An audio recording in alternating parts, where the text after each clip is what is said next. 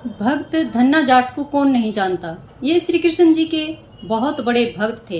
इनका जन्म राजस्थान के धुआं कला गांव में एक सामान्य जाट परिवार में हुआ था। इनके पिताजी एक किसान थे और साथ में गायें रखते थे। एक बार धन्ना जी के घर इनके कुल गुरु, जिनका नाम पंडित त्रिलोचन था, तीर्थ यात्रा करके लौटे और कुछ दिनों के लिए धन्ना जी के घर पर ही ठहरे। पंडित त्रिलोचन शालिग्राम भगवान की सेवा किया करते थे।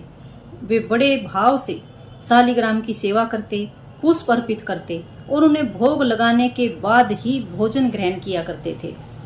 बालक धन्ना पंडित जी को यह सब करते हुए देखता था, तो उनको पंडित जी का यह रूटीन बहुत ज्यादा अच्छा लगा। उसे भगवान की सेवा बहुत पसंद आई। तो कुछ दिन के बाद जब पंडित जी जाने लगे, तब बालक धन्ना पंडित जी के शालिग्राम भगवान के लिए जिद करने लगा कि मुझे ठाकुर जी चाहिए, मुझे ठाकुर जी चाहिए। परंतु पंडित जी अपने ठाकुर जी को एक छोटे से बालक को कैसे दे सकते थे। तो इस पर पंडित जी ने मना कर दिया। उनके माता पिता ने भी उनको समझाने की बहुत कोशिश की, लेकिन बालक धन्ना अपनी जिद पर अड़े रहे। तो ऐसे में कुछ लोगों ने पंडित जी से कहा कि अरे यह तो बालक है, इसे शालिग्राम जैसा कुछ और देकर बहला दो। तो अगले दिन पंडित जी नदी में स्नान करने गए। वहां से वे एक गोल मटोल थोड़ा बड़ा सा काले रंग का पत्थर ले आए। तब वे धन्ना जी के पास आकर बोले, मैं तुम्हें अपने ठाकुर जी दे दूंगा, लेकिन मेरे पास दो ठाकुर जी हैं। आपको बड़े वाले ठाकुर जी चाहिए या छोटे ठाकुर जी चाहिए। तो बालक धन्ना झट से बोला कि मुझे बड़े ठाकुर जी चाहिए, और पंडित जी भी यही चाहते थे कि धन्ना बड़े वाले ठाकुर जी को ले। तो पंडित जी ने खुशी खुशी से वो जो बड़ा शालिग्राम था धन्ना जी को दे दिया। अब ठाकुर जी को पाकर धन्ना जी बहुत खुश हो गए। वे बड़े भाव से उनकी सेवा करने लगे। धन्ना जी गायें चराने गए, खेतों में जाते तो ठाकुर जी को अपने साथ ले जाते। धन्ना जी की माँ ने उनको बाजरे की रोटी, साग, अचार और गुड़ खाने को दिया। अब धन्ना जी ने भी निश्चय किया कि वे भी पंडित जी की ही तरह ठाकुर जी को भोग लगाने के बाद ही भोजन ग्रहण करेंगे। तब धन्ना जी ने खेत में बहुत प्रेम से ठाकुर जी को पुकार कर भोग लगाया, परंतु ठाकुर जी ने भोग नहीं लगाया। धन्ना जी ने निश्चय किया, जब तक ठाकुर जी प्रकट होकर भोग नहीं लगाते, वे भी भोजन ग्रहण नहीं करेंगे। जब ठाकुर जी ने भोग नहीं लगाया तो धन्ना जी ने शाम को वह रोटी गाय को खिला दी। 3 दिनों तक ऐसा ही चलता रहा। न ठाकुर जी ने भोग लगाया और न धन्ना जी ने खाना खाया। चौथे दिन धन्ना जी की माता जी ने फिर से रोटी दी। अब धन्ना जी खेतों में जोर जोर से रोने लगे और ठाकुर जी से गुहार करने लगे। वे बोले, आप तो बड़े ठाकुर जी हैं, आपको तो लोग रोज ही 56 भोग लगाते हैं, परंतु मैं बालक 3 दिन से भूखा हूँ। आपको मुझ पर दया नहीं आती, पर मुझ पर दया करके ही थोड़ा भोग लगा लो, जिससे मैं भी कुछ खा सकूं, क्योंकि पंडित जी ने कहा है कि आपको खिलाए बिना कुछ नहीं खाना, इसलिए पहले आप खा लो, उसके बाद ही मैं कुछ खाऊंगा। धन्ना जी की भोलेपन से की गई प्रार्थना को सुनकर भगवान श्री कृष्ण साक्षात प्रकट हो गए। अपने ठाकुर जी को देखकर धन्ना बहुत प्रसन्न हुए। उन्होंने ठाकुर जी को माँ की दी हुई बाजरे की 2 रोटी, साग और गुड़ खाने को दिया। ठाकुर जी बड़े चाव से रोटी खाने लगे। 4 रोटियों में से 2 रोटी ठाकुर जी ने खा ली। जब ठाकुर जी तीसरी रोटी खाने लगे तो धन्ना जी ने उनका हाथ पकड़ लिया और कहा कि अगर आप ही सारी रोटियां खा जाएंगे तो मैं क्या खाऊंगा, मुझे भी तो भूख लगी है। मैंने तो 4 दिनों से कुछ भी नहीं खाया। 2 रोटी आपने खा ली, अब 2 रोटी मेरे लिए छोड़ दो। इससे ठाकुर जी मुस्कुराने लगे और बची हुई 2 रोटियां धन्ना जी ने खाई। अब तो उनका रोज का यह नियम हो गया। धन्ना जी जब गायें चराने आते तो भोजन खेतों में जाकर ठाकुर जी के साथ ही करते थे। एक दिन ठाकुर जी ने धन्ना जी से कहा, तुम रोज मुझे रोटियां खिलाते हो, अब मैं मुफ्त में रोटी नहीं खाना चाहता, इसलिए मैं तुम्हारा कोई काम कर दिया करूंगा। धन्ना जी ने कहा, मैं तो बालक हूँ, केवल गायें ही चराता हूँ, मैं आपको क्या काम बता सकता हूँ। तब ठाकुर जी ने कहा, मैं तुम्हारी गायें ही चरा दिया करूंगा। उस दिन के बाद से ठाकुर जी धन्ना जी की गायें चराने लगे। एक दिन धन्ना जी ने ठाकुर जी से पूछा कि आप मुझे हृदय से क्यों नहीं लगाते। तब ठाकुर जी ने कहा, मैं तुम्हें प्रत्यक्ष हो गया हूँ, लेकिन पूरी तरह से मैं तब मिलता हूँ जब कोई सद्गुरु जीव को अपना लेते हैं। अभी तक तुमने किसी गुरु की शरणागत ग्रहण नहीं की है, इसलिए मैं तुम्हें अपने हृदय से नहीं लगा सकता। तब धन्ना जी बोले, मैं तो जानता नहीं कि गुरु किसे कहते हैं, फिर मैं किसे अपना गुरु बनाऊं। ठाकुर जी बोले, काशी में जगत गुरु श्री रामानंदाचार्य मेरे ही स्वरूप में विराजमान हैं, तुम जाकर उनकी शरण ग्रहण करो।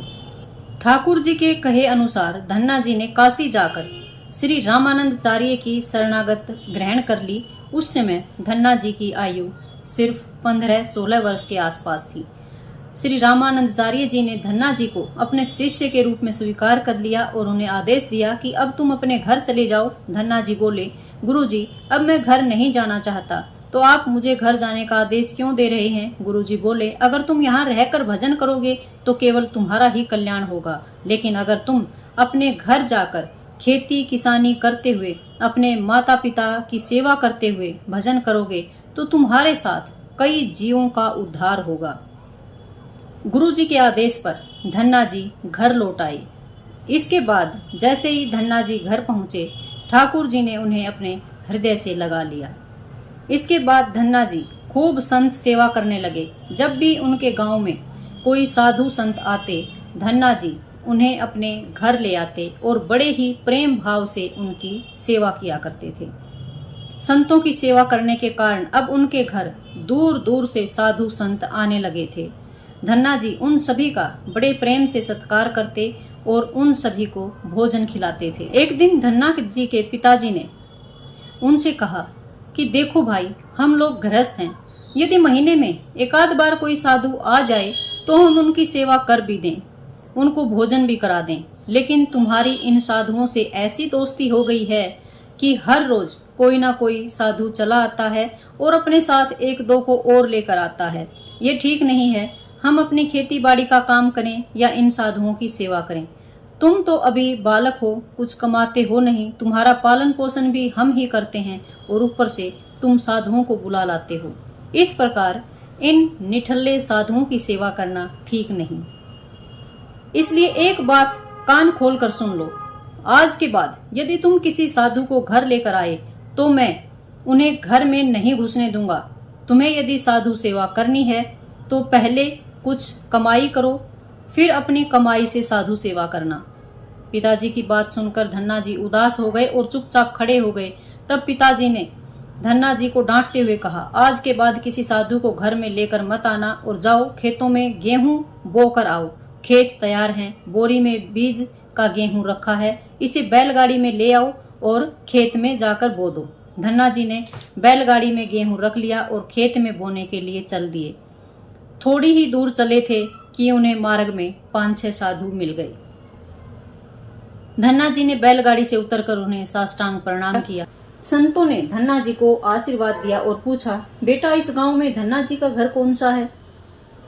सुना है वे जगत गुरु श्री रामानंदाचार्य के शिष्य हैं और बहुत छोटी उम्र में ही उन्होंने भगवान का दर्शन प्राप्त कर लिया है। हम भी उनका दर्शन करना चाहते हैं। यह सुनकर धन्ना जी संकोच में पड़ गए और वे हाथ जोड़कर बड़ी ही विनम्रता से बोले कि महाराज, मुझे ही लोग धन्ना भक्त कहते हैं। संत बोले, भगवान ने बड़ी कृपा की, हम जिनसे मिलने आए थे वे यहीं मिल गए। निश्चित ही आप ऐसे ही भक्त हैं जैसा आपके विषय में सुना था। चलिए आपके घर चलते हैं, वहीं बैठकर आपसे बातें करेंगे। धन्ना जी ने सोचा, अभी पिताजी ने साधुओं को घर लाने के लिए मना किया है, यदि मैं खेतों में बीज बोने के बजाय इन साधु संतों को घर ले गया तो पिताजी आसमान सिर पर उठा लेंगे और इन साधुओं को भी भगा देंगे। तब धन्ना जी कुछ विचार करके बोले, महाराज अभी घर पर कोई नहीं है, मैं भी खेतों की तरफ जा रहा हूँ, आप भी मेरे साथ वहीं चलिए। संत बोले, ठीक है, हमें तो आपसे मिलना था, अब आप जहाँ ले चलें हम वहीं चलेंगे। फिर धन्ना जी उन सभी को अपने खेत में ले गए। खेत में एक पेड़ के नीचे बड़े चबूतरे पर साधुओं को बैठाकर बोले, महाराज आप यहीं पर कुछ देर विश्राम कीजिए, तब तक मैं आपके भोजन की व्यवस्था करता हूँ। यह कहकर धन्ना जी वहां से बैलगाड़ी लेकर चले गए। बैलगाड़ी लेकर धन्ना जी सीधे बनिए की दुकान पर पहुंचे और बीज बोने के लिए जो गेहूं घर से लेकर आया था, उस बीज से उन्होंने संतों के लिए दाल बाटी और चूरमा बनाने का सारा सामान खरीद लिया। सामान लेकर धन्ना जी खेत पहुंचे। वहां उन्होंने संतों के साथ मिलकर बहुत बढ़िया दाल बाटी और चूरमे का प्रसाद बनाया। भगवान को प्रसाद का भोग लगाने के बाद बड़े प्रेम से उन्होंने संतों को भोजन करवाया। इसी बीच भगवत चर्चा भी होती रही। संतों को भोजन करवाने के बाद बड़े प्रेम से उन्हें विदा किया। संतों के जाने के बाद धन्ना जी सोचने लगे कि बीज वाले गेहूं को बेचकर तो संतों को भोजन करा दिया, अब खेत में क्या बोया जाए। अगर पिताजी से फिर बीज मांगने गया तो पिताजी बहुत नाराज हो जाएंगे। यह सोचकर धन्ना जी ने बोरियों में रेत भर ली और आसपास के लोगों को दिखाने के लिए उस रेत को ही खेतों में बोने लगे। धन्ना जी ने राम राम का नाम लेते हुए शाम तक बोरियों की सारी रेत खेत में छिड़क दी। आसपास के खेतों में के किसान देख रहे थे कि धन्ना जी खेतों में गेहूं बो रहे हैं, परंतु वे खेतों में रेत बो रहे थे। खेत बोने के बाद धन्ना जी बड़े प्रसन्न मन से घर की ओर चल दिए। वे सोचने लगे, खेत में तो कुछ उगना है नहीं, तो देखभाल भी नहीं करनी पड़ेगी। घर पर पिताजी ने पूछा, खेत बो आए? धन्ना जी ने बोला, जी पिताजी बो आया। कुछ दिन बाद धन्ना जी के पिताजी और गांव के कुछ बड़े बूढ़े लोग धन्ना जी के पास आए और बोले कि तुमने कैसा खेत बोया है? ऐसी फसल तो हमने अपने पूरे जीवन में नहीं देखी। ऐसे लगता है जैसे गेहूं का एक एक दाना नाप नाप कर समान दूरी पर बोया है और जैसे सारे ही दाने उग आए हों।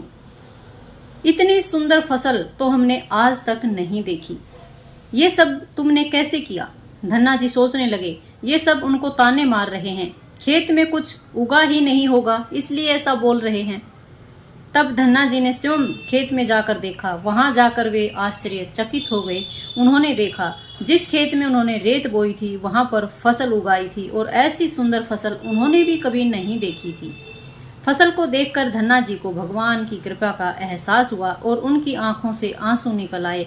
धन्ना जी जोर जोर से रोने लगे। तब धन्ना जी के पिताजी ने रोने का कारण पूछा तो धन्ना जी ने कहा कि पिताजी, जिस दिन आपने संतों को घर लाने के लिए मना किया था और खेत बोने के लिए गेहूं दिया था, उसी दिन मुझे मार्ग में कुछ संत मिल गए। मैंने उन संतों को अपने खेत पर ठहराया और बीज वाला गेहूं बनिए को बेचकर उस गेहूं से दाल बाटी और चूरमे का सामान खरीद लिया।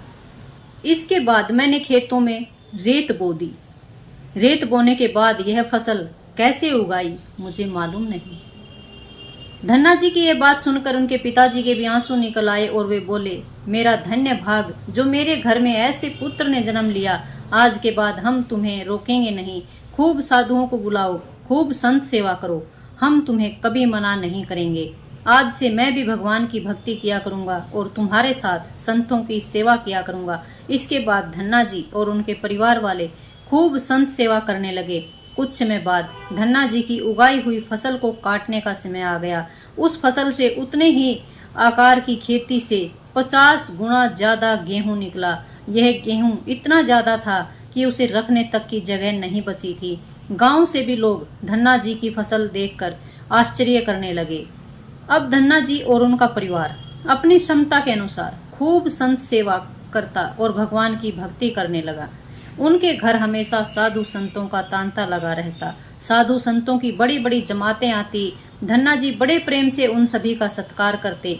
अब धन्ना जी जब भी खेतों में फसल बोते, हर बार ऐसी ही फसल होने लगी।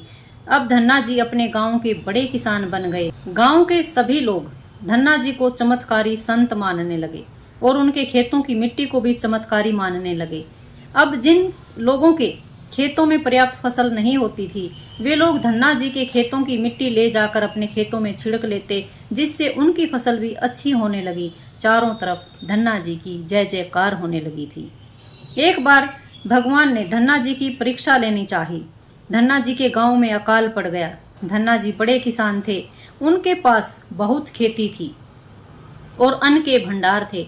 अकाल के कारण उनके गांव और आसपास के क्षेत्रों में ब्राह्मण, संत, गरीब, जरूरतमंद लोग धन्ना जी के पास मदद की उम्मीद से आने लगे। धन्ना जी भी उन्हें दोनों हाथों से भंडार लुटाने लगे। कभी कोई जरूरतमंद उनके घर से खाली हाथ नहीं लौटा। धीरे धीरे धन्ना जी का अन्न भंडार समाप्त होने लगा, परंतु धन्ना जी ने निश्चय किया, जब तक उनका सामर्थ्य है वे किसी भी जरूरतमंद को निराश नहीं करेंगे। अपना सब कुछ बेचकर भी वे लोगों की मदद करेंगे। धन्ना जी की संत सेवा से प्रसन्न होकर एक दिन उनके पास संत के भेष में शिवम ठाकुर जी आ गए। संत ने उन्हें तुम्बा जिससे कमंडल बनाया जाता है, तुम्बा के बीज दिए और कहा, धन्ना जी इन बीजों को अपने खेत में बो दो और जब इनकी फसल पक जाए तो उससे जो भी प्राप्त हो उसे लोगों की सेवा में खर्च कर देना। धन्ना जी ने ऐसा ही किया। संत की आज्ञा से उन्होंने तुम्बा के बीज खेतों में बो दिए। गांव के लोग कहने लगे, लगता है धन्ना जी पागल हो गए हैं, ऐसे भीषण अकाल में फसल बो रहे हैं और वो भी तुम्बा की। इस कड़वे तुम्बा को तो पशु भी नहीं खाते, यह तो केवल कमंडल बनाने के काम आता है। ऐसी फसल यदि उग भी गई तो उसका क्या फायदा। परंतु धन्ना जी ने संत के कहे अनुसार अपने खेतों में तुम्बा के बीज बो दिए। कुछ दिन बाद तुम्बा फसल उग आई। सभी लोग आश्चर्य करने लगे कि ऐसे भीषण अकाल में बिना पानी के कोई फसल कैसे उग सकती है। कुछ ही दिनों में धन्ना जी का खेत हरा भरा हो गया। इसी बीच धन्ना जी जरूरतमंदों की सेवा करते रहे। धन्ना जी ने अपना सारा अन्न भंडार लुटा दिया। उनके घर में जो फसलों के बीज रखे थे वे भी उन्होंने संतों को भोजन कराने के लिए दान कर दिए। अब उनके पास अपने परिवार के गुजारे लायक भी अन्न नहीं बचा था। गांव के लोग कहने लगे, बड़ा मूर्ख है जो सारा अन्न लुटा दिया, अपने परिवार के लिए भी कुछ नहीं रखा और इसने फसल भी बोई तो तुम्बा की, जिसे खा भी नहीं सकते। धन्ना जी को लोगों की बातों से कोई फर्क नहीं पड़ा। वे तो भगवान का नाम लेते रहते और लोगों की मदद करते रहते। एक दिन ऐसा आया जब धन्ना जी खेतों में लगी फसल को देखने गए। फसल पककर तैयार हो गई थी। उनके खेत में बड़े बड़े तुम्बा के फल दिख रहे थे।